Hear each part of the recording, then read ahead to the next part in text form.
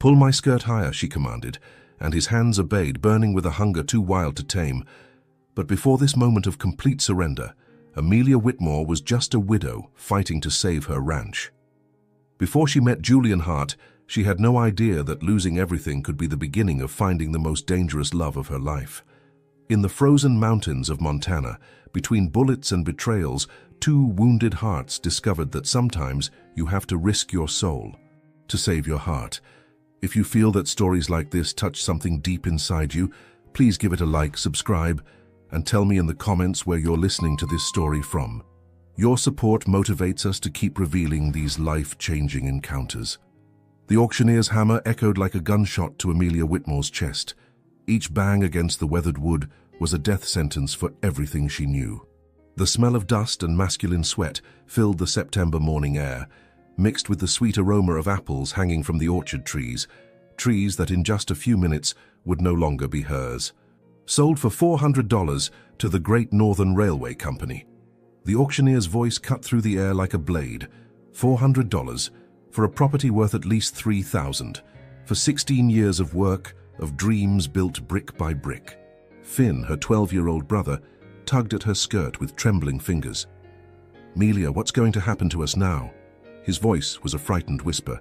"We'll be fine," Amelia lied, squeezing her brother's hand. Her calloused palms contrasted with his soft skin. "We always manage." But inside, a storm was raging.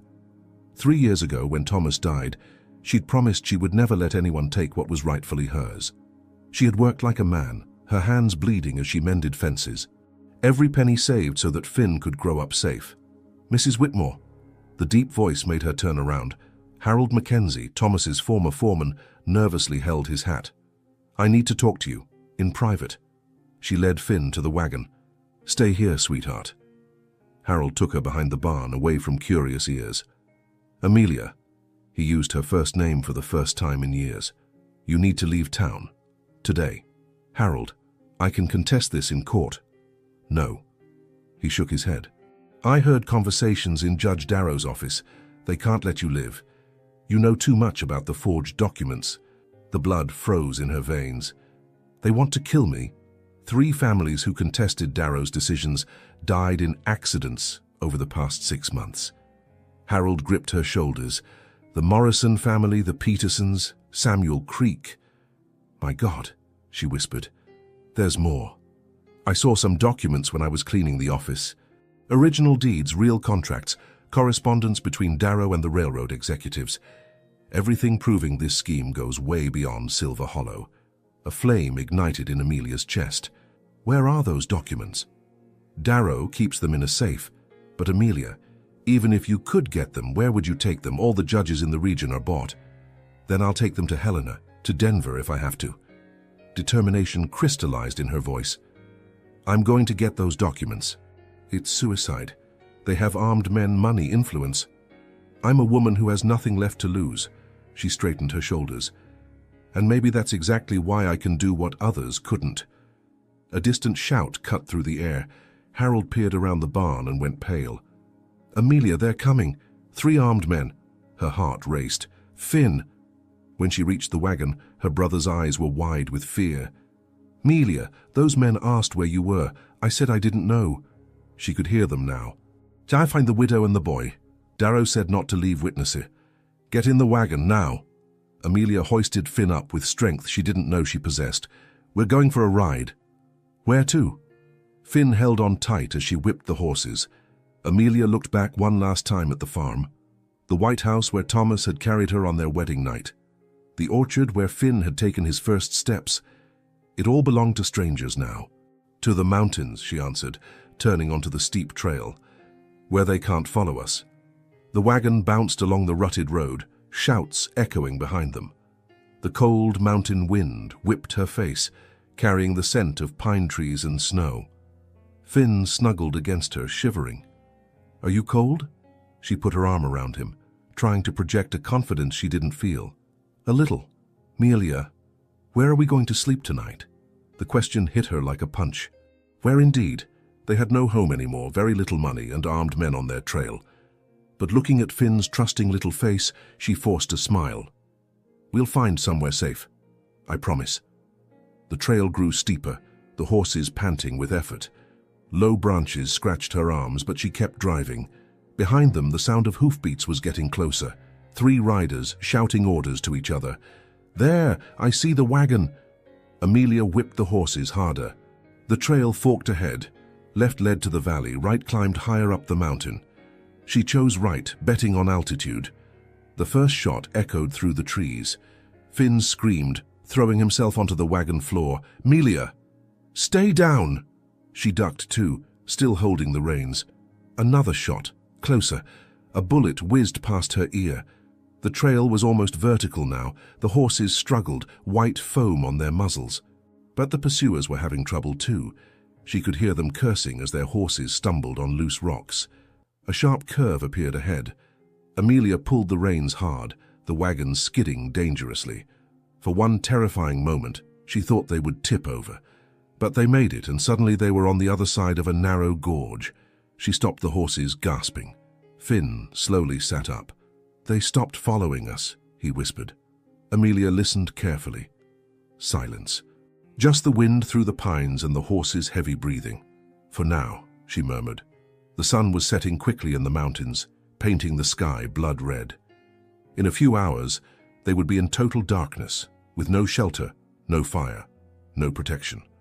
But for the first time in 3 years, Amelia Whitmore felt truly free. Free to fight, free to seek justice, and free to discover what strength a desperate woman really possessed. What she didn't know was that in the frozen shadows of these same mountains, a pair of grey eyes was watching her through a rifle scope, eyes that belonged to a man who would change her destiny forever. The snow began to fall as the last colors of twilight faded on the horizon, thick, heavy flakes that stuck to Amelia's hair and accumulated on Finn's shoulders, who was shivering violently even wrapped in the warmest blanket they had. The horses snorted steam in the freezing air, their steps growing slower on the steep trail that wound through the rocky hills. "Melia, I can't feel my fingers anymore," Finn whispered, his voice almost lost in the growing howl of the wind. Amelia pulled her brother closer, feeling the cold penetrate through her own clothes like sharp blades. Her hands, already numb, could barely grip the reins. Each breath burned her lungs, and she knew that if they didn't find shelter soon, they wouldn't survive the night. The trail opened into a small clearing, and through the curtain of snow, she spotted a dark shape against the trees. A cabin, old, with weathered boards, but it had a roof and solid walls. "Thank God," she murmured, steering the tired horses toward the structure. But when they climbed down from the wagon, their feet sinking into the snow that was already several inches deep, she realized they weren't alone. Smoke rose from the cabin's chimney, and a warm, golden light glowed through the frosted windows. Finn clutched her skirt. "Melia, what if it's one of the bad people?" She hesitated. They had 2 choices: risk meeting a stranger inside the cabin, or freeze to death in the intensifying storm. There really wasn't a choice. She knocked on the wooden door 3 times, the sound muffled by the wind. Heavy footsteps approached from the other side. The door opened slowly, revealing a tall man with broad shoulders, holding a rifle with casual familiarity. But it was his eyes that made her catch her breath, grey like steel but with a depth that suggested storms already faced and conquered. He examined her quickly, dark hair escaping from a disheveled bun, cheeks red from the cold, simple but well-made dress, and in her arms, a boy shivering uncontrollably. "Please," Amelia said, her voice firmer than she felt. "My brother is nearly frozen. We just need shelter until the storm passes." The man lowered his rifle, his eyes softening imperceptibly when they landed on Finn. "Come in." The cabin's interior was simple but welcoming. A fireplace crackled cheerfully, radiating heat that made Amelia sigh with relief. There was a rustic table, 2 chairs, a narrow bed in the corner, and shelves with basic supplies. The smell of strong coffee and something like stew hung in the air. "Sit by the fire," the man said, pulling one of the chairs closer to the fireplace. His voice was deep, with an accent she couldn't identify. Finn immediately headed for the warmth, stretching his small hands toward the flames. Amelia remained standing, uncertain, watching her uninvited host. He was younger than she'd initially thought, maybe in his early 30s. Dark brown hair, stubble, and a thin scar that ran from his left temple to his chin. When he moved to get another blanket from a chest, she noticed he limped slightly.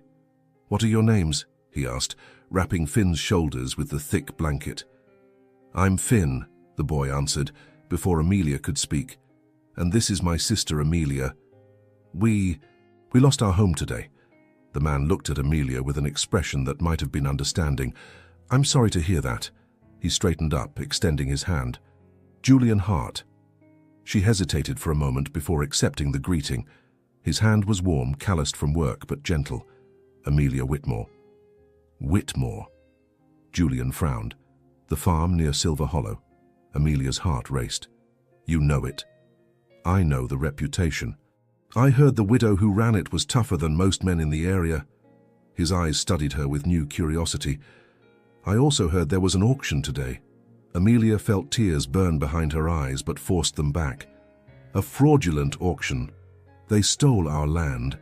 Julian didn't respond immediately. Instead, he poured coffee into 2 tin cups, offering one to her. When their fingers touched briefly in the process, she felt an electric current run up her arm. "Darrow," he said finally. It wasn't a question. "You know him." "I know men like him." The scar on his face seemed to deepen in the dancing firelight. "Men who take what they want and hide behind the law."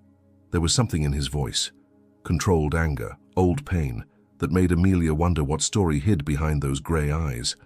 Finn had fallen asleep in the chair, finally warm and safe. Julian watched him for a moment before standing up quietly. "He can have the bed," he offered. "I sleep on the floor anyway." "I can't accept that," Amelia protested. "You've already done too much for us." "A storm like this doesn't forgive anyone," Julian replied, carrying the sleeping Finn to the bed. "And especially not a woman and child alone in the mountains." As he carefully covered Finn, Amelia noticed the gentleness in his movements. His hands, clearly accustomed to violence by the way he held the rifle, were surprisingly delicate as he adjusted the blanket around the boy. "Why are you doing this?" she asked when he turned around. Julian looked at her for a long moment. "Because I know what it's like to be running from something you can't beat alone." "And did you beat it? Whatever you were running from?" He served stew in a bowl and offered it to her, still figuring that out. They ate in silence, only the crackling of the fireplace and the howling of the wind filling the space between them. Amelia was starving. She hadn't realized how much until the first taste of hot stew touched her tongue. "When was the last time you ate?" Julian asked, noticing how quickly she devoured the food. "This morning. I thought we'd be home for dinner." Her voice broke on the last word. Julian leaned forward, his elbows resting on his knees. "Where are you going now?" "I don't know." The honesty surprised her. "I have an aunt in Denver, but—" She hesitated. Could she trust this stranger? Something in his eyes, a raw honesty, made her continue. "There are documents that could prove what Darrow did. If I could get to them and take them to the right authorities—" "That's dangerous." "Living is dangerous," she replied, echoing his own words back to him. "At least, this way there's a chance for justice." Julian studied her intently, as if he could read her thoughts. "You're brave, Amelia Whitmore." The way he said her name, low, almost reverent, made something stir in her chest.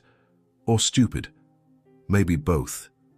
A ghost of a smile played at the corners of his mouth. But brave, definitely. The wind howled louder, making the windows rattle. Amelia shivered involuntarily, and Julian immediately stood up, grabbing another blanket. "Here," he said, wrapping it around her shoulders. For a moment he stood behind her, his hands resting lightly on her shoulders. She could feel the warmth of his body, the scent of soap and something wild, like pine trees and open air. "Thank you," she whispered. When he moved away, she almost protested.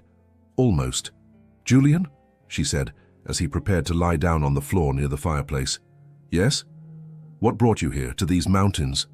He was quiet for so long that she thought he wouldn't answer. Finally, "Sometimes a man needs to get lost before he can find himself." And when he lay down, turning his face away from the light, Amelia stayed awake for a long time, watching the shadows dance on the ceiling and wondering what secrets a man needed to carry to hide so deeply in solitude. Outside, the storm raged. But inside the small cabin, for the first time in years, Amelia felt protected. The morning brought a crystalline silence that only fresh snow can create.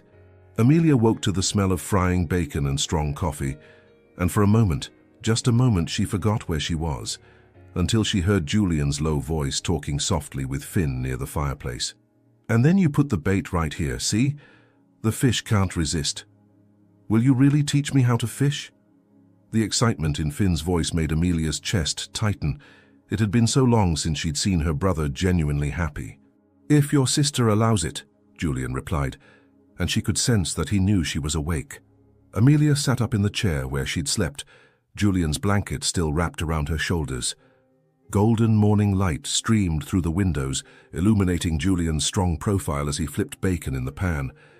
There was something domestic about the scene that made her throat tighten with nostalgia. "Good morning," she said softly. Julian turned, and their eyes met for a moment that lasted longer than necessary. "How did you sleep?" "Better than I have in weeks." It was true. For the first time since Thomas's death, she'd slept without nightmares.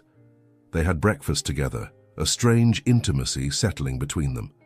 Julian served fresh eggs and bacon, and when she asked where they came from, he pointed to a small chicken coop she hadn't noticed the night before. "Do you live here?" Amelia asked. "For now." He avoided her gaze.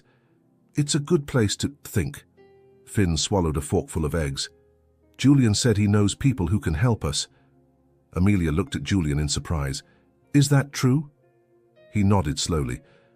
"There's a missionary, Sister Genevieve, who takes care of people who find themselves in difficult situations. She can offer temporary shelter for you and Finn, and there are others." "What kind of others?" Julian hesitated, as if weighing his words. "People who have also suffered at the hands of men like Darrow. A native warrior named Running Bear lost his people's land to the same railroad company, and there's a young deputy, Lyle, who started questioning the orders he receives." Amelia's heart quickened. "Are you suggesting we form some kind of alliance?" "I'm suggesting you don't have to face this alone." The word alone hung between them, heavy with meaning. Amelia had grown so accustomed to solitude that the idea of having allies seemed almost impossible to believe. "Why would you help me?" she asked. "You don't even know me." Julian was quiet for a long moment, his fingers drumming on the table. When he finally spoke, his voice was low, almost a confession. "Because I've known other Silas Darrows, men who hide behind uniforms and titles while destroying innocent lives." His hand unconsciously went to the scar on his face. "And because sometimes when we find someone worth protecting, there's no choice but to fight." The air between them grew thick, charged with something unspoken. Amelia felt her cheeks flush and looked away. Finn, oblivious to the tension, clapped his hands. "It's like in the books, a secret mission." Julian smiled, the first genuine smile Amelia had seen from him. It completely transformed his face, softening the hard lines and making his grey eyes sparkle. "Something like that, kid." 2 hours later, they were on their way to Sister Genevieve's mission. Julian had insisted on accompanying them, riding a sturdy horse while Amelia and Finn followed in the wagon. The path wound through sheltered valleys, far from the main roads where Darrow's men might search for them. The mission was a simple stone building, nestled among pine-covered hills. A tall, thin woman with graying hair tucked under a white veil came out to greet them. "Julian," she said, her voice carrying a soft French accent, "I haven't seen you in weeks. I hope you've finally decided to accept my dinner invitation." "Perhaps soon, Sister Genevieve." Julian dismounted. "But today, I've brought people who need your help." The nun's shrewd eyes studied Amelia and Finn. "The Whitmore family, I presume. I heard about yesterday's auction." "News travels fast," Amelia murmured. "Bad news always does." Genevieve approached, extending her hands. "But here you are safe, come." The interior of the mission was welcoming and smelled of fresh bread and incense. There were several women and children sitting around a large table, sewing and chatting quietly. They all looked up when they entered, and Amelia saw recognition in some faces. "These are other people who lost their homes to the railroad company," Genevieve explained gently. "Here everyone helps each other." A native woman with braided black hair stood up. "You're the widow Whitmore. I've heard of your courage." "Courage?" Amelia laughed bitterly. "I lost everything." No, the woman said firmly. You survived. That's more than many managed. Julian lightly touched Amelia's elbow, a small gesture that sent warmth up her arm. There's someone I want you to meet. He led her to a more secluded corner, where a middle-aged native man sat examining some documents. His long hair was tied with a leather band, and his dark eyes were intense and intelligent. Running Bear, Julian said. This is Amelia Whitmore. The man stood, studying her carefully. I've heard your name. You want to fight the men who stole your land. I want justice, Amelia corrected. Sometimes they're the same thing. Running Bear pointed to the documents. I have here copies of treaties the railroad company violated. Broken promises, stolen lands, not just from whites, but from my people too. Amelia examined the papers, her heart racing. These documents, they prove a pattern of fraud. Yes, but like you, we need someone with enough authority to listen to them. Deputy Lyle, Julian said. He has access to Darrow's official files. If we could convince him. It's dangerous, Running Bear warned. Lyle is young, has a family. Darrow won't hesitate to hurt them if he suspects betrayal. Amelia felt the weight of responsibility settle on her shoulders. So many people had suffered, so many lives destroyed. Then we have to be absolutely certain before we approach him. Julian leaned closer, his voice low. There's a way. Darrow keeps all the original documents in a safe in his office. If we could gain access to them for one night. Are you suggesting we break into a judge's office? Amelia looked at him incredulously. I'm suggesting we recover what was stolen from you. Running Bear nodded slowly. I know the building. There's a back window that's rarely guarded. And I can find out Darrow's schedule, a new voice said. They turned to see a young man in a deputy's uniform approaching nervously. He was tall and thin, with blonde hair and worried eyes. Lyle, Julian stood up. I wasn't expecting to see you today. I heard Mrs. Whitmore was here. Lyle removed his hat, twisting it between his hands. I want to apologize for what happened.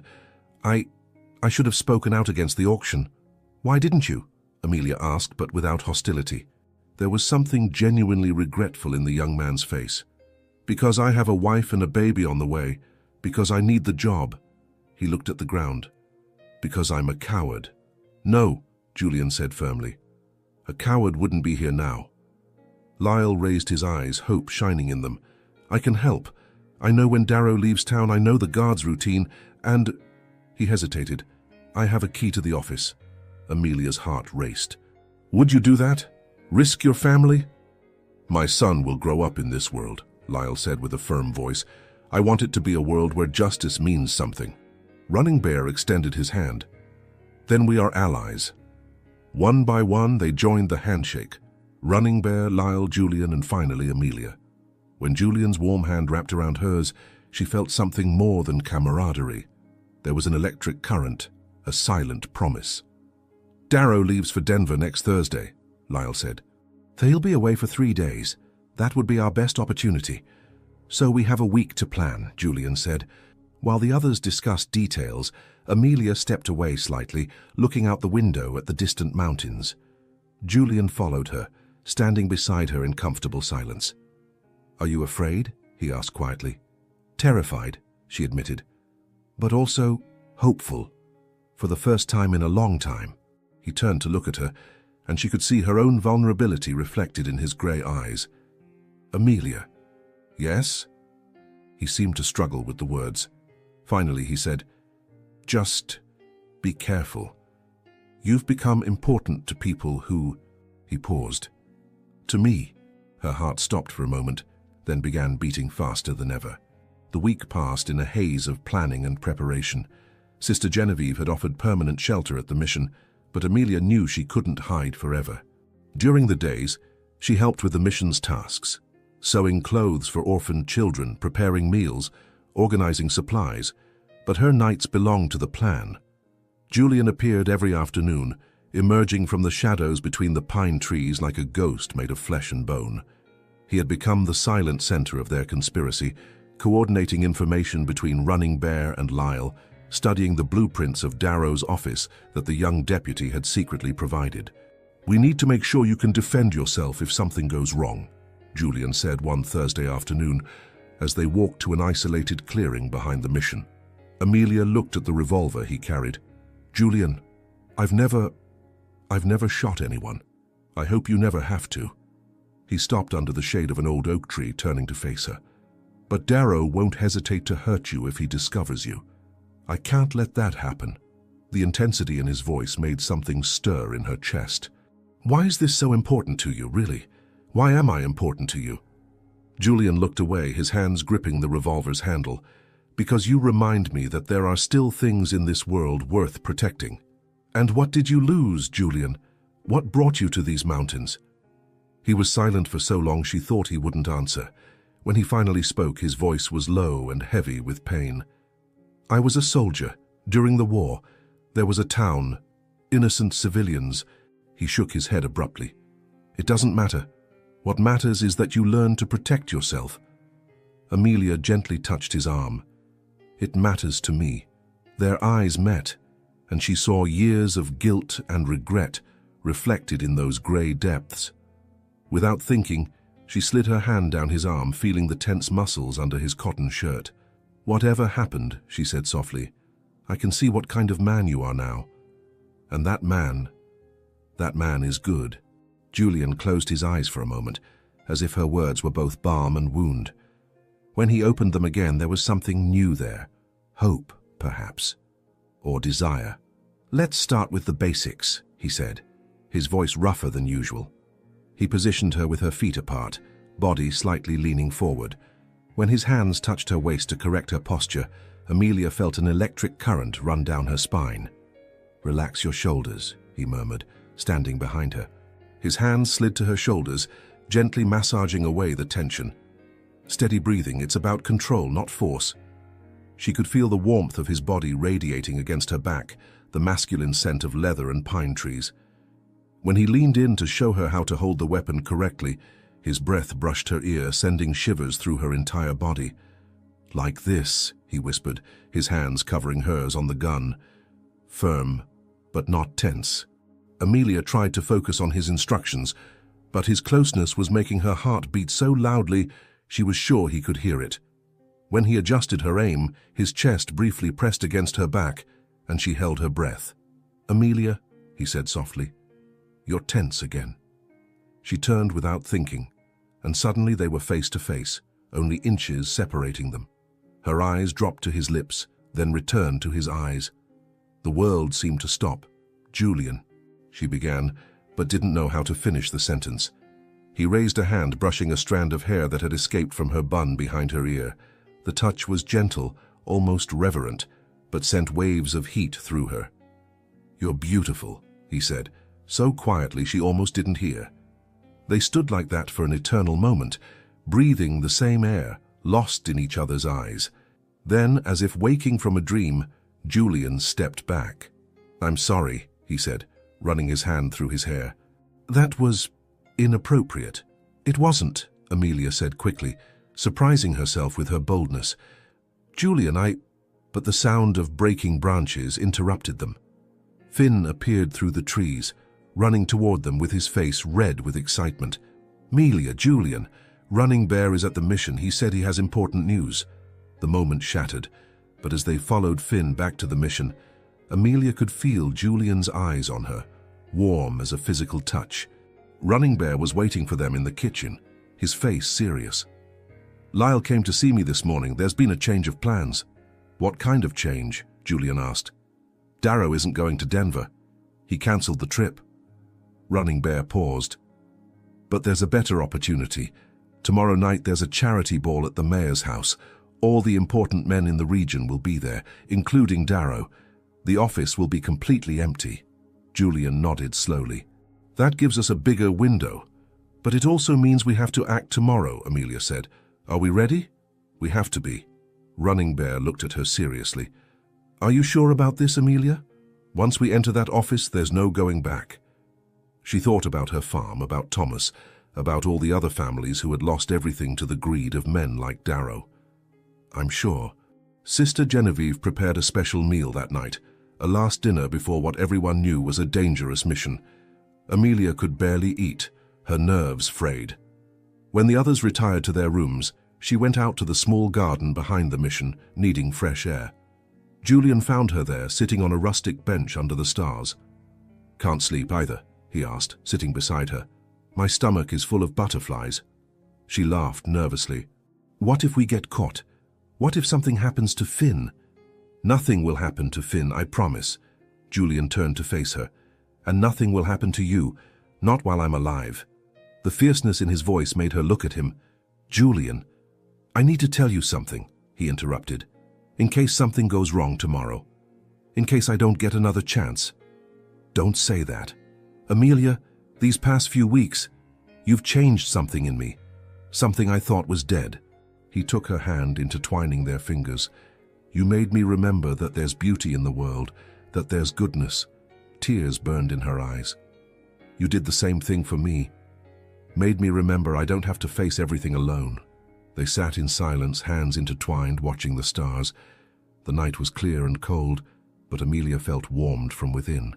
"Julian," she said finally, "when this is over, what will happen to us?" He squeezed her hand.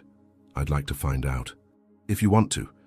She turned to face him, and this time, when their eyes met, there were no interruptions.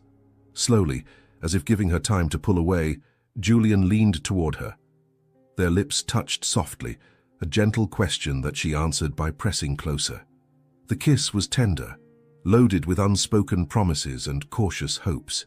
When they separated, Julian rested his forehead against hers. "Tomorrow night," he whispered, "we'll get your life back. And then, maybe we can build a new one, together." Under the blanket of stars, with the man who had become both her strength and her weakness, Amelia allowed herself to believe that maybe, just maybe, tomorrow could bring something other than pain. But first, they had justice to seek. The new moon worked in their favor.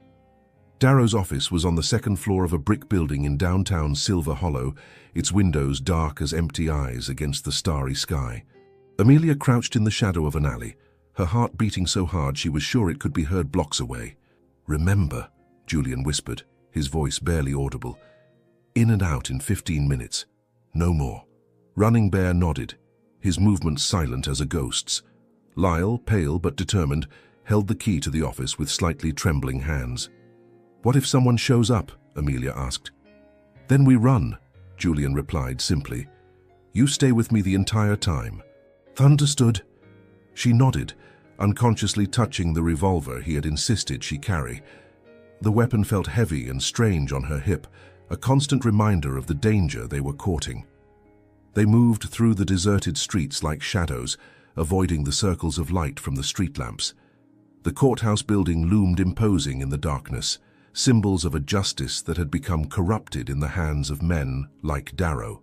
Lyle led them up a narrow side staircase to the back entrance. His hands trembled as he inserted the key into the lock.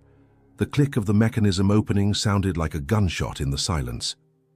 "Stay close," Julian murmured, entering first with his hand on his weapon's grip. The building's interior was plunged in thick shadows, smelling of old paper and ink. Their muffled steps echoed in the hallway as they climbed to the second floor. At every sound, a creak of wood, the snap of a beam, Amelia felt her heart race. Darrow's office was ornate and opulent, with expensive furniture that cruelly contrasted with the poverty he had caused. Behind a mahogany desk sat a massive safe, its metal surface gleaming dully in the moonlight streaming through the windows. "There it is," Lyle pointed to the safe. "But I don't know the combination." Running Bear approached the safe, examining it carefully. "It's an old model. I can open it, but it'll take time." While Running Bear began working on the safe, his ear pressed to the metal as he slowly turned the dial, Amelia and Julian stood guard. She positioned herself near the window, watching the street below, while Julian stayed by the door. Minutes dragged like hours. The sound of Running Bear's breathing, concentrated on his task, seemed too loud in the silence. Amelia could feel drops of sweat running down her back, despite the night's chill. "Got it," Running Bear whispered finally. The safe's heavy door opened with a soft click. Lyle quickly lit a candle, shielding the flame with his hand. In the flickering light, they could see stacks of documents organized in folders.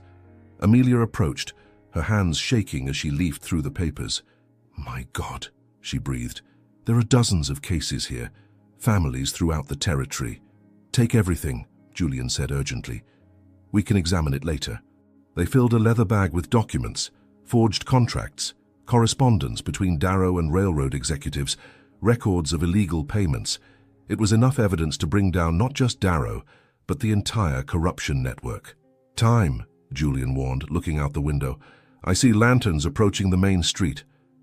Running Bear quickly closed the safe, spinning the dial to disguise their entry. They moved toward the door, but then heard voices downstairs. Check the entire building.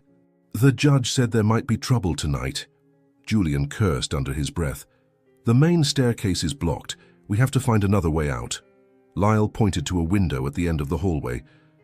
There's a fire escape there, but it leads straight to the alley where we left the horses.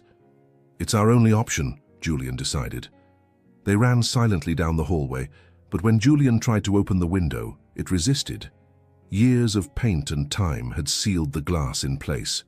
The voices downstairs were louder now, closer. Heavy footsteps began climbing the stairs. Julian pulled his knife, forcing it between the glass and the frame. The window gave way with a crack that seemed to echo throughout the building. What was that noise? A voice shouted from below. Run, Julian ordered. Amelia went first through the window, her skirts catching on the rough wood. The fire escape was old and rusty, swaying dangerously under her weight. Running Bear followed her, then Lyle and finally Julian.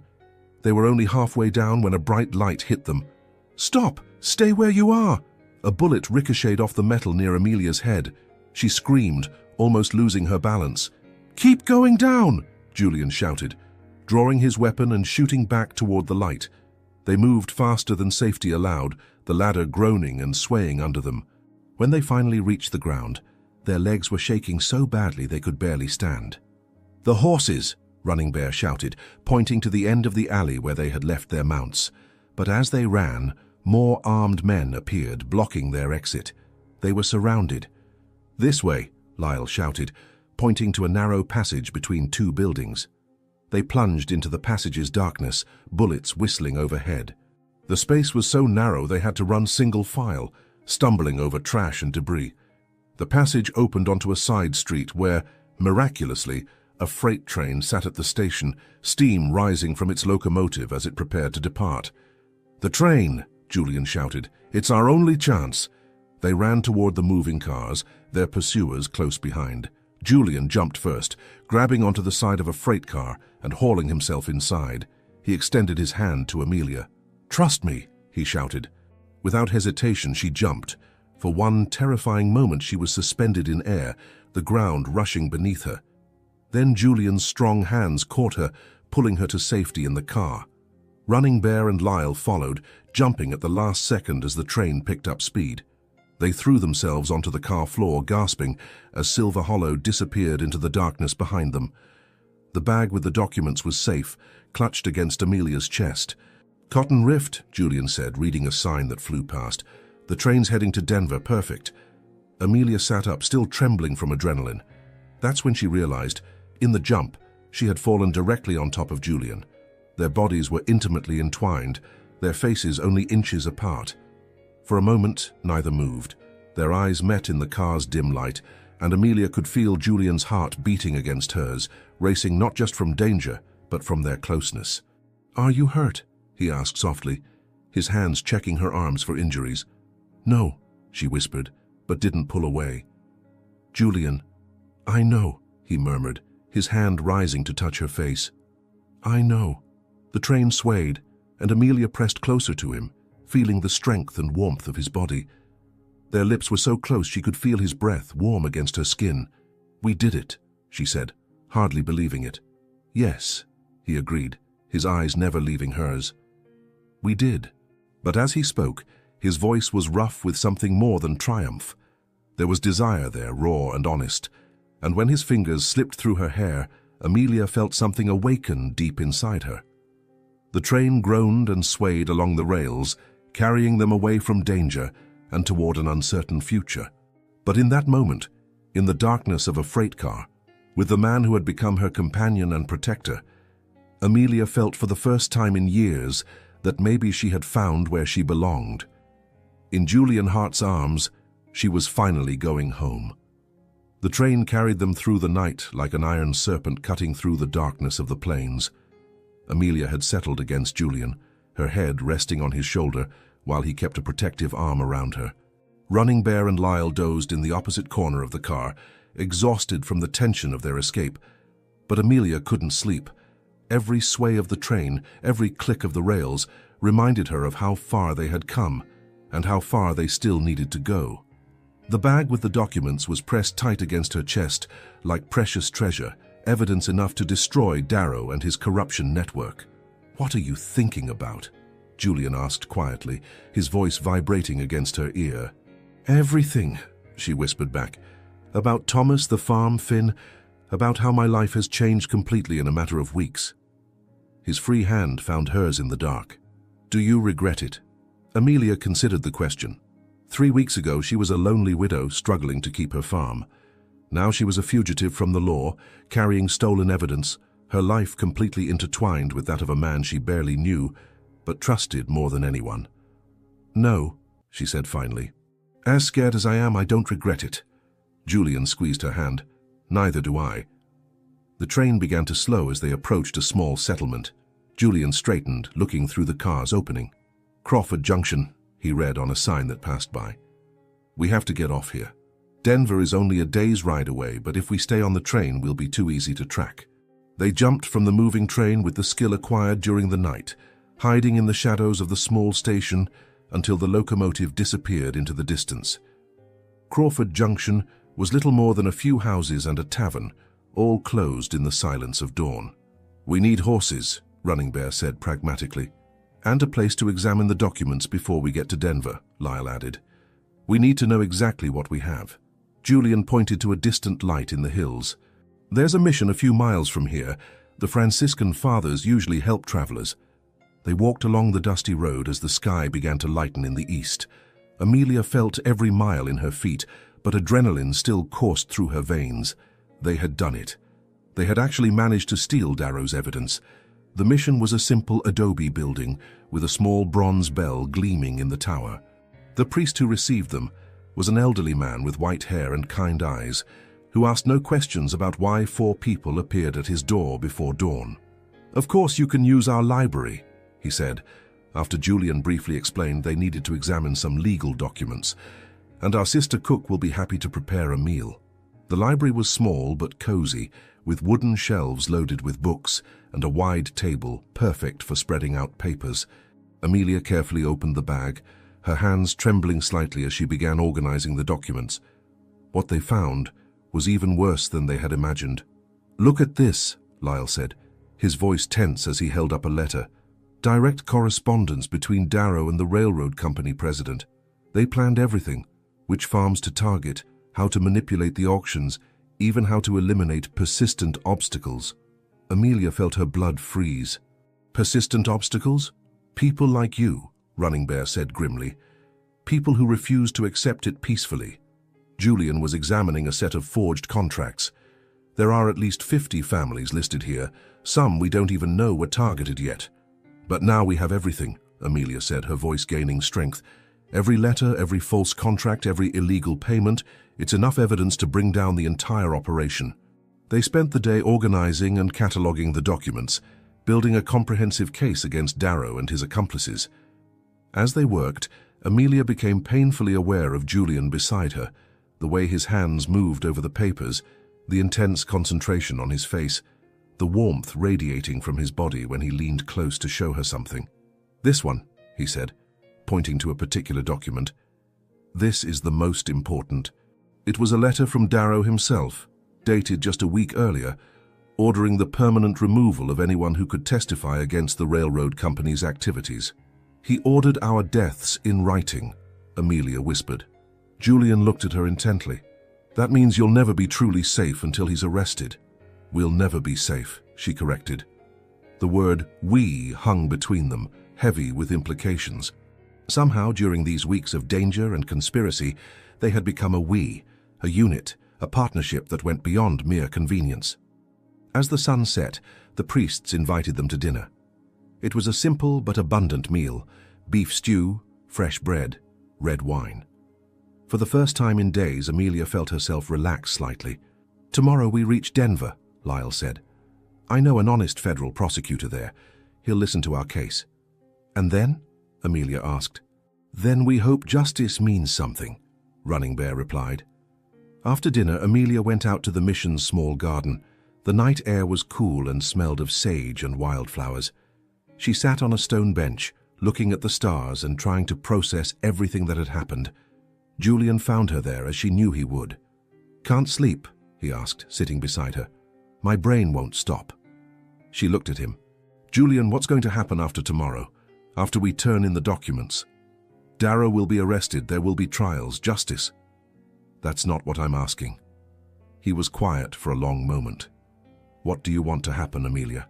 The question was simple, but the answer was complicated. She looked at her hands, then at his face, illuminated by the soft moonlight. "I want to rebuild," she said finally. "The farm, my life, Finn's future. But She hesitated. "Don't want to do it alone, not anymore." Julian turned to face her completely.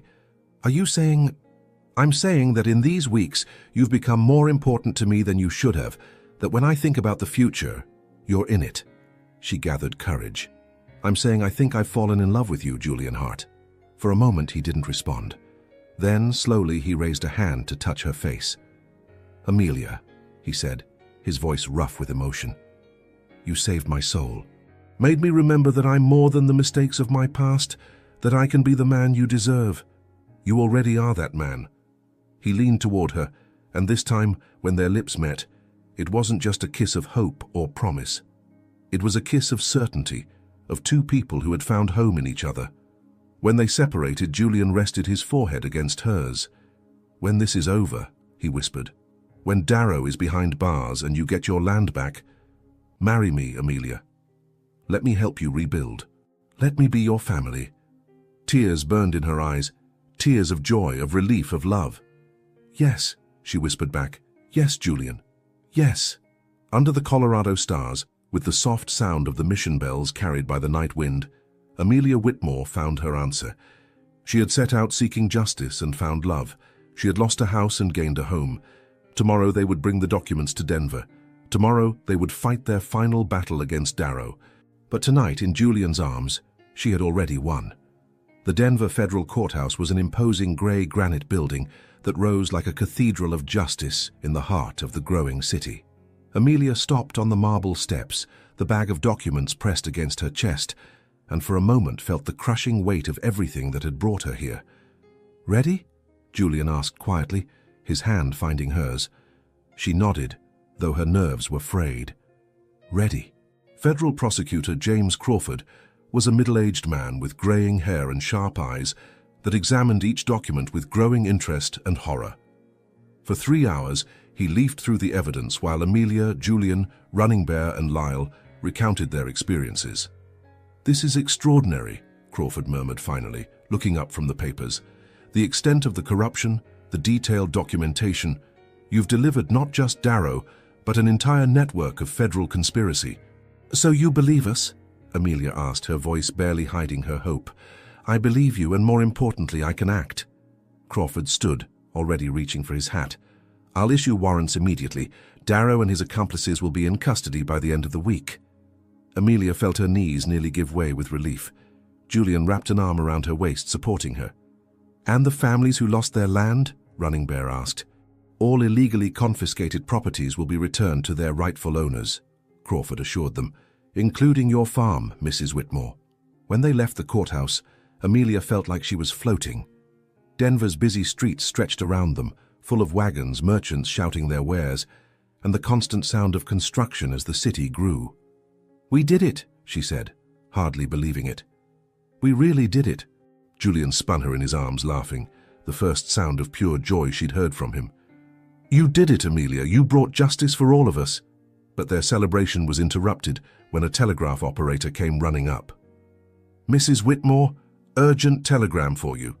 Amelia tore open the envelope with trembling fingers. It was from Sister Genevieve. "Finn safe. Darrow escaped. Armed men looking for you. Be careful." Amelia's blood went cold. "Julian." He read over her shoulder, his face hardening, He must have found out about the stolen documents. Does this mean he's coming after us? Lyle asked, paling. It means he has nothing left to lose, Running Bear replied grimly. They checked into Denver's most respectable hotel, figuring that public visibility would offer some protection. But Amelia could barely sleep, jumping at every sound in the hallway, every creak of the old wood. The next morning, Crawford sought them out with grim news. Darrow disappeared during the night, he reported. My deputies found his office empty, safe open. He took what he could and fled. Where to? Julian asked. No one knows, but I've received reports that armed men have been seen asking about you in several towns between here and Silver Hollow. Julian instinctively touched his weapon. He's hunting us. Why? Amelia asked. We already turned in the documents. The evidence is already in the authorities' hands. Because as long as you're alive to testify, he'll never be safe, Crawford explained. Documents can be contested, questioned, but eyewitnesses, that's different. A week passed in constant tension. They stayed in the hotel, only going out when necessary, always together. Julian had become hyper-vigilant, his eyes constantly scanning crowds, his hand never far from his gun. It was on Thursday night that everything exploded. Amelia was brushing her hair in their room when she heard heavy footsteps in the hallway. Many footsteps.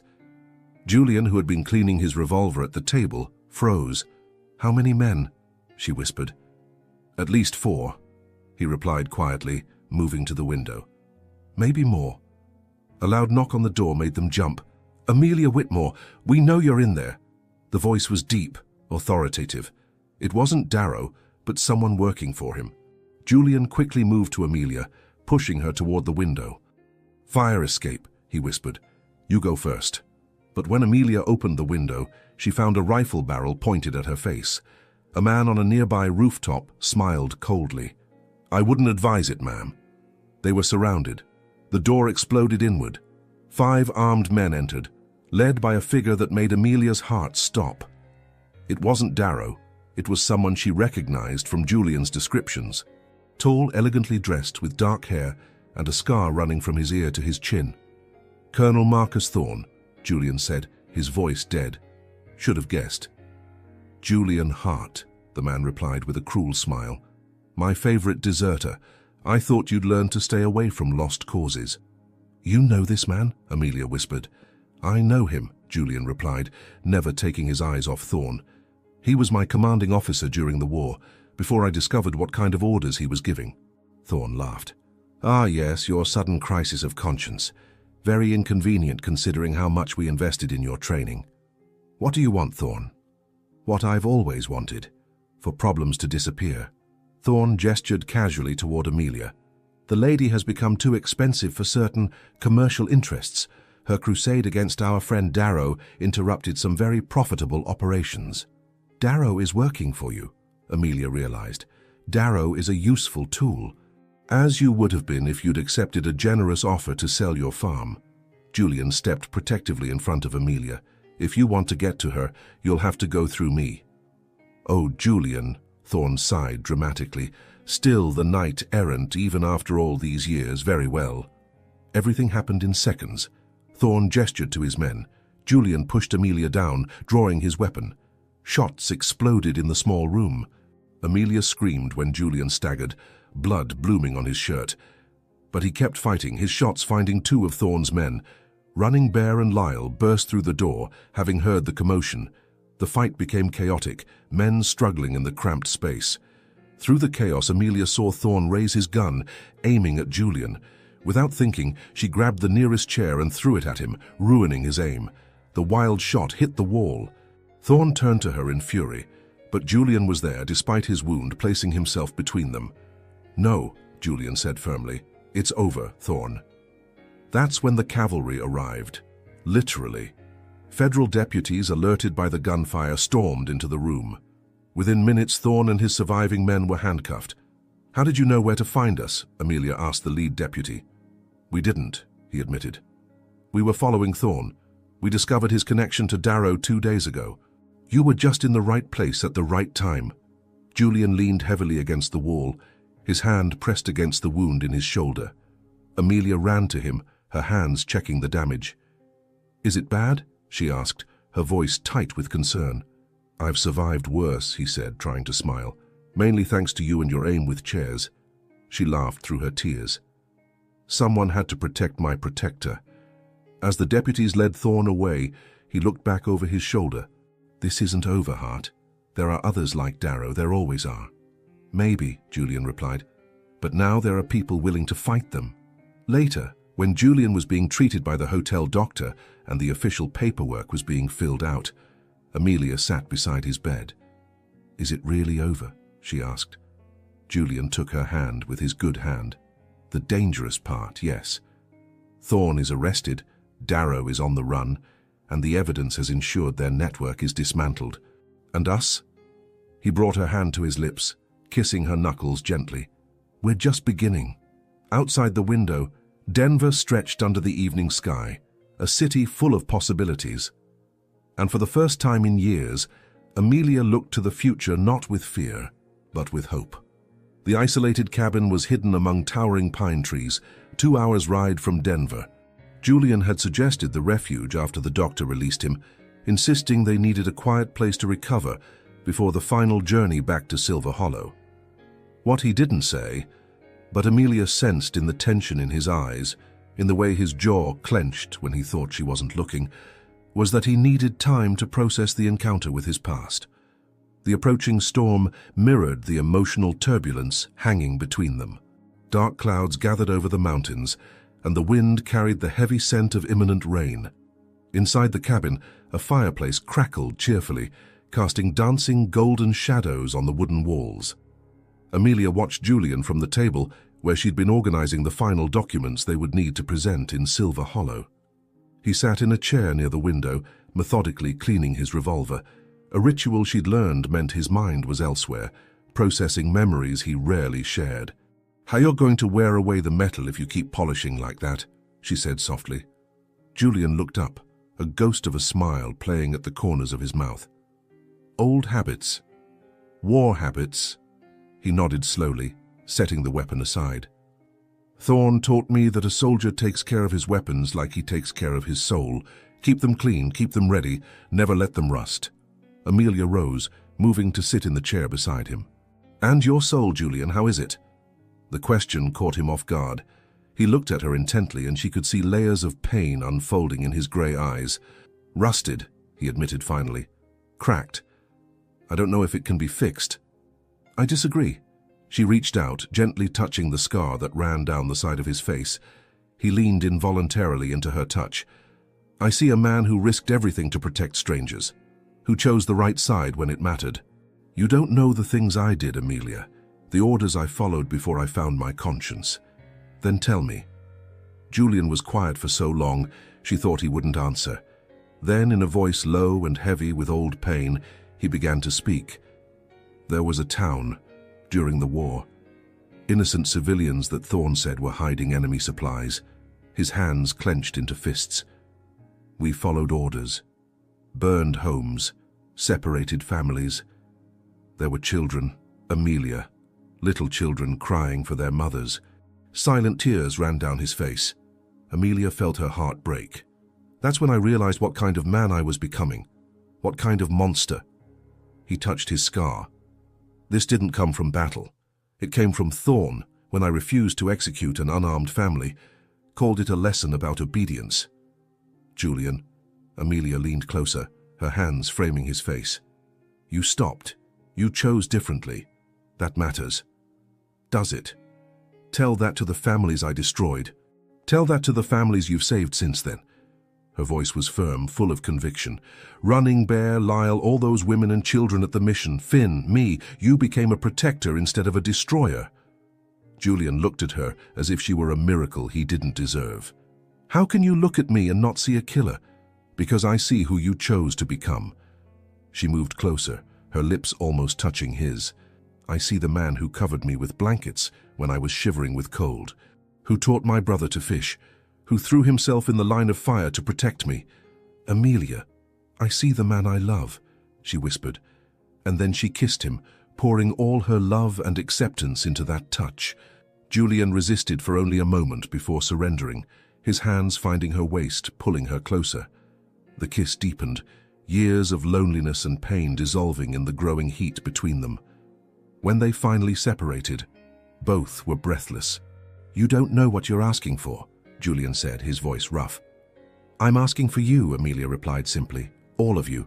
The broken pieces, the scars, the pain, everything." Outside, the first thunder echoed through the mountains, followed by the steady sound of rain beginning to fall. Julian stood extending his hand to her. "Are you sure?" he asked, his voice barely above a whisper. In response, she placed her hand in his. "I've never been more sure of anything in my life." He led her to the bed in the corner of the cabin, every movement deliberate and reverent.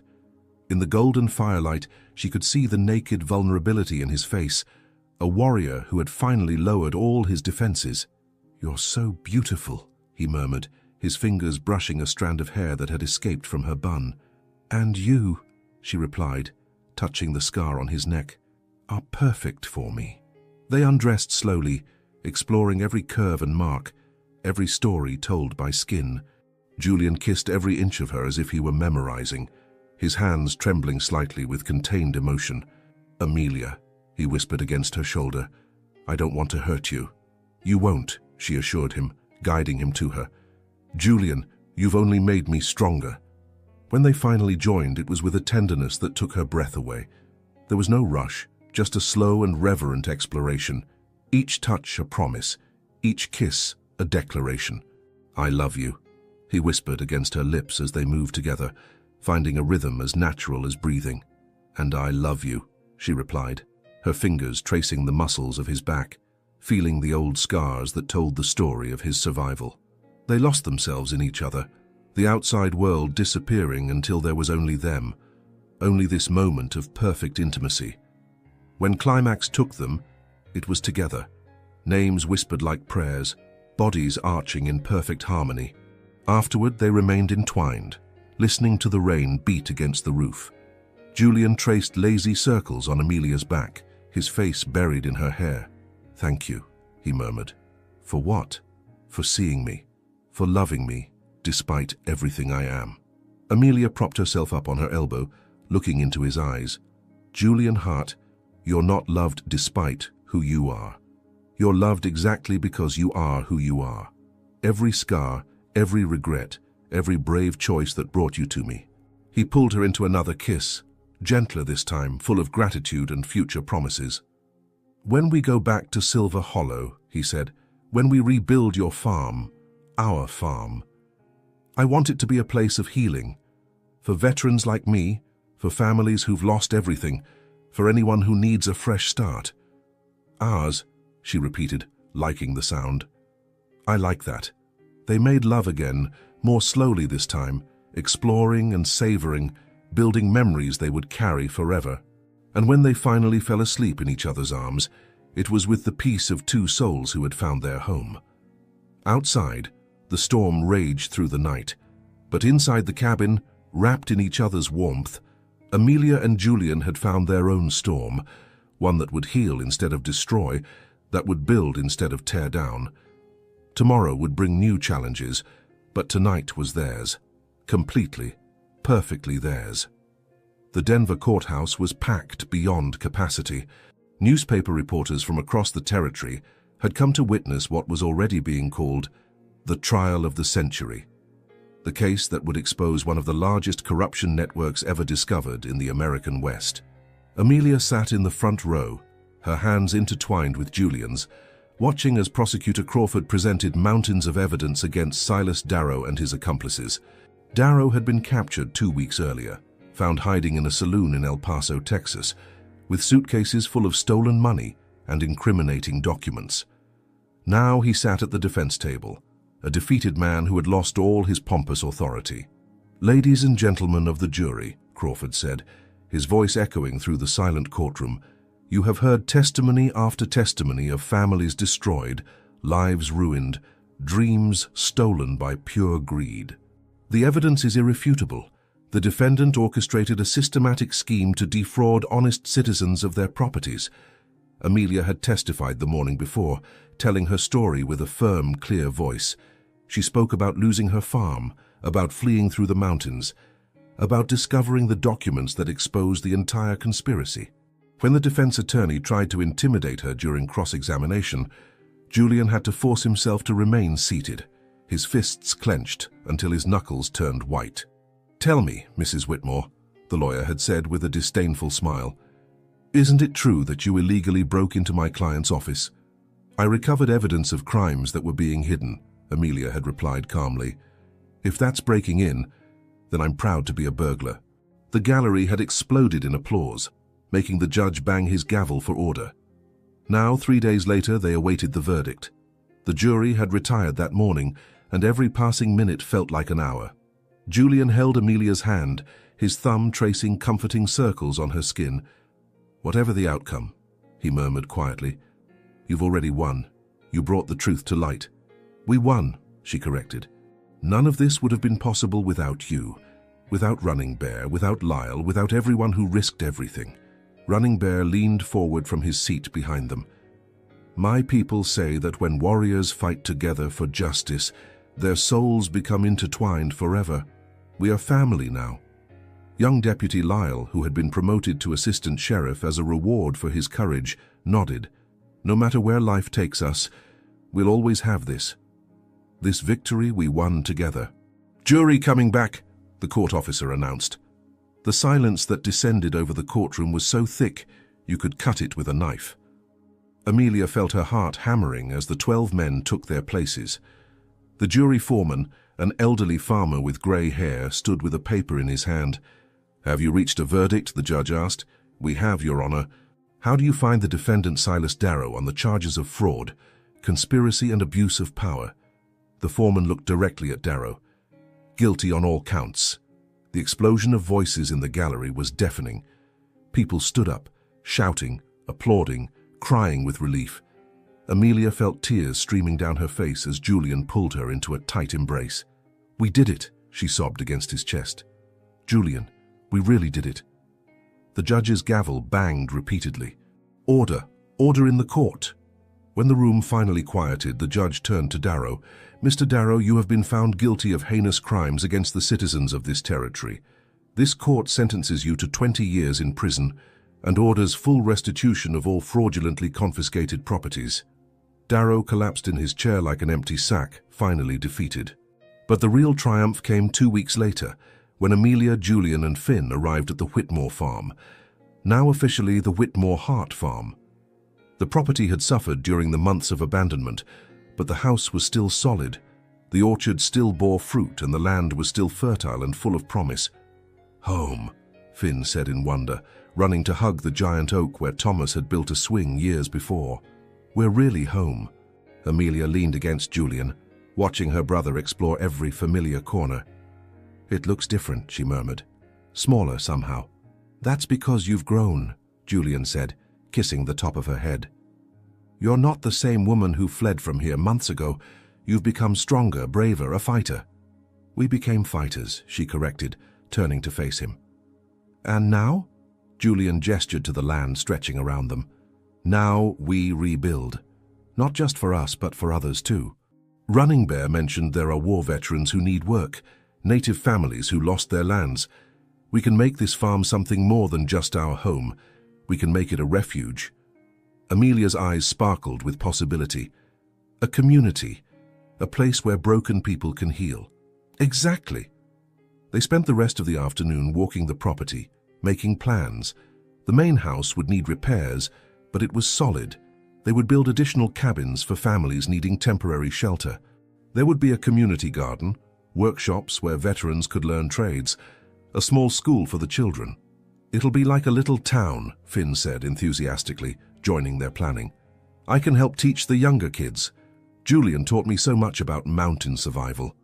And I can teach the women to defend themselves," Amelia added, unconsciously touching the revolver at her hip, a weapon she now knew how to use with deadly accuracy. When the sun began to set, painting the sky red and gold, they sat on the house's porch. Finn had fallen asleep on the swing, exhausted from the day's excitement. Julian pulled Amelia closer, both watching the stars begin to appear. "Julian," she said softly, "there's something I want to give you." She got up, disappearing into the house for a moment, before returning with a small wooden box. "I found this when we were packing Thomas's things. I thought maybe it would be appropriate." Julian opened the box, revealing a simple gold ring. "Amelia, it was my father's wedding ring," she explained. "My mother kept it after he died, said that someday it would find its way to the right man." She looked into his eyes. "I think the time has come." Julian slipped the ring onto his finger, a perfect fit.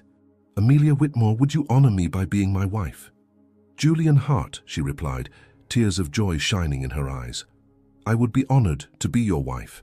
They kissed under the stars, the same sky that had witnessed them on their first night together in the mountain cabin. But now they were no longer strangers seeking shelter from the storm. They were partners, companions, two souls who had found home in each other. "When do you want to get married?" Julian asked against her lips. "Tomorrow," she laughed. "Next week, it doesn't matter, we're already family."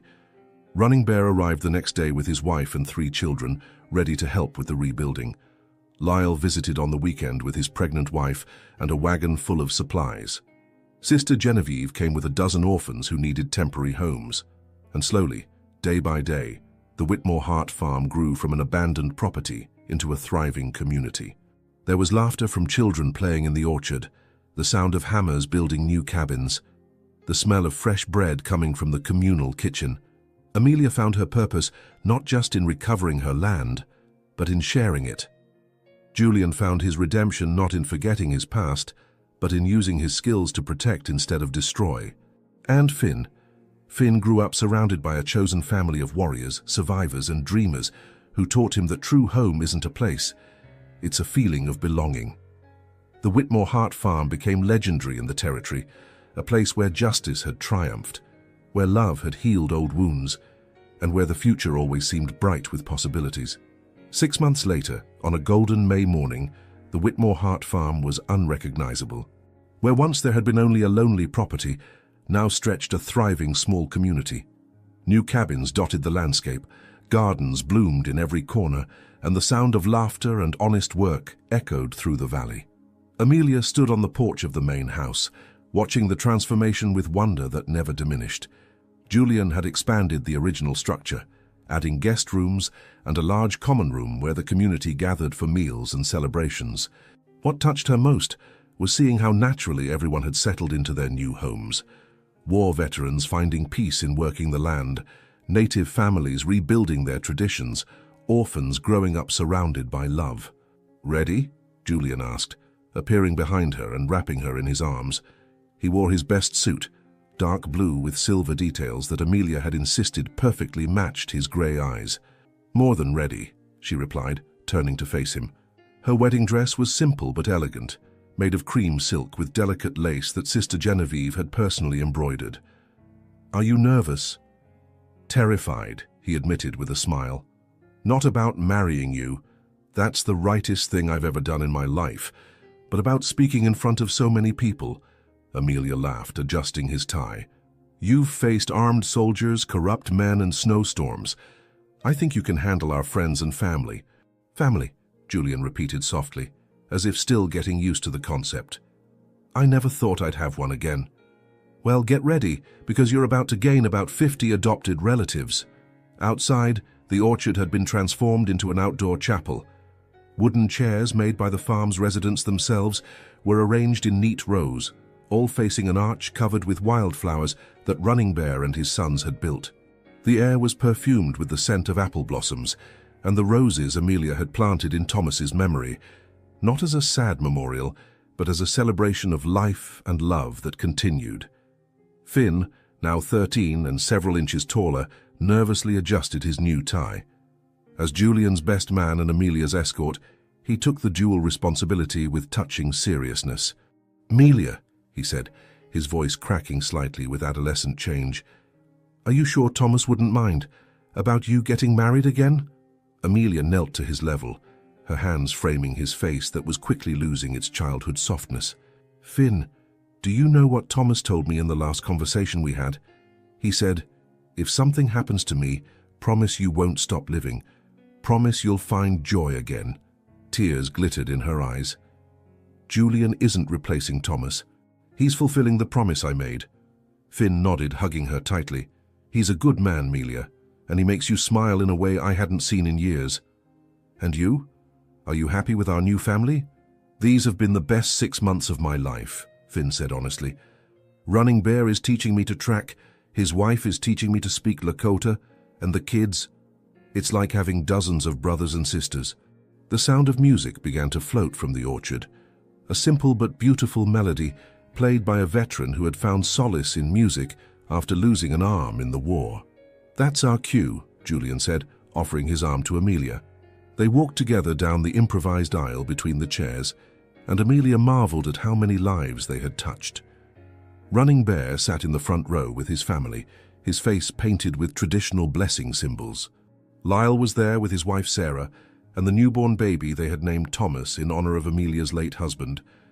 Sister Genevieve had traveled from her mission with a dozen orphans who now called the farm home. But it was the faces she hadn't expected that touched her most. Families who had recovered their lands thanks to Darrow's trial, neighbors who had once been distant, even Prosecutor Crawford, who had traveled from Denver specifically for the ceremony. Dearly beloved, the minister began, a gentleman who served several rural communities, we are gathered here today to witness the union of two souls who have found in each other not just love, but purpose. The words were simple, but profound. Julian and Amelia had written their own vows, promises that spoke not just of romantic love, but of partnership in building something greater than themselves. Amelia, Julian said, his voice steady despite the emotion shining in his eyes, you taught me that the past doesn't define who we are. Our choices do. I promise to choose you, choose our family, choose hope every day for the rest of my life. Julian, Amelia replied, her own voice thick with happy tears, you showed me that real strength isn't never breaking. It's allowing yourself to be healed. I promise to be your partner in healing, in building, in the love that makes everything possible. When they exchanged rings, her father's simple gold band on Julian's finger and a delicate ring he had specially made for her, Amelia felt as if the entire universe was aligning perfectly. I now pronounce you husband and wife. The kiss was sweet, full of promise and joy, and when they separated, the crowd exploded in applause and cheers. Flower petals rained down on them, thrown by children who laughed and shouted with happiness. The celebration that followed was like the community itself, warm, inclusive, full of mixed traditions. There was Lakota dancing and Viennese waltzes, traditional American food and native dishes, stories told in 3 different languages. As the sun set, Julian and Amelia found themselves momentarily alone on the porch, watching their chosen family celebrate under lanterns hanging in the trees. We didn't do it, Julian said softly, pulling her closer. What didn't we do? We didn't just rebuild your farm, we built something entirely new, something better. Amelia followed his gaze, seeing through his eyes the miracle they had created. You know what I think this is? She asked. I think this is what happens when broken people decide to heal together. They don't just survive, they thrive. And what comes next, Mrs. Hart? Life, she replied simply. A life full of purpose, love, and more adventures than we can imagine. That night, as they prepared for bed in their renovated home, Amelia stopped by the window overlooking the valley. The farm stretched below them, dotted with warm lights from cabins where families slept safely, where veterans found peace, where children dreamed of bright futures. Julian, she said softly, there's something I want to tell you. He approached, wrapping her from behind. Anything. I'm pregnant. She felt him freeze behind her, then slowly turn her to face him. Pregnant? A few weeks along, I wanted to be sure before I told you. She smiled through tears of joy. Our family is growing, Julian. He lifted her off the ground, spinning her in his arms as he laughed with pure joy. A baby, he said in wonder. Our baby. Or babies, she added mischievously. Twins run in the family. When they finally lay down, intertwined in the bed they would share for the rest of their lives, Amelia felt completely at peace. The path here had been long and dangerous, full of losses and pain. But every step had been necessary to bring them to this moment. I love you, Julian Hart, she whispered in the darkness. I love you, Amelia Hart, he replied, his hands resting protectively over her still flat belly. Outside, the stars shone over the Whitmore Hart farm, silent witnesses to a love story that had begun with loss and blossomed into hope. And somewhere in the distant mountains, the wind carried a promise that sometimes when we lose everything, we find exactly what we were looking for. Home wasn't a place. It was a choice, and they had chosen each other. Sometimes when we lose everything we thought mattered, we discover what's truly worthwhile. Amelia began as a desperate widow fleeing through darkness, but found her light in the gray eyes of a stranger who became her world. Together, they learned that true home isn't built from wood and stone. It's built from courage, love, and the daily choice to heal instead of break. And perhaps that's the greatest truth of all, that even in the darkest moments, there's always a chance to begin again. Do you also have the courage to let love transform your scars into strength? If this story touched your heart, please give it a like, subscribe, and tell us in the comments where you're listening from. And if you felt it was really worth your time, click the Worth It button. Your gesture makes all the difference and helps us keep bringing you stories like this.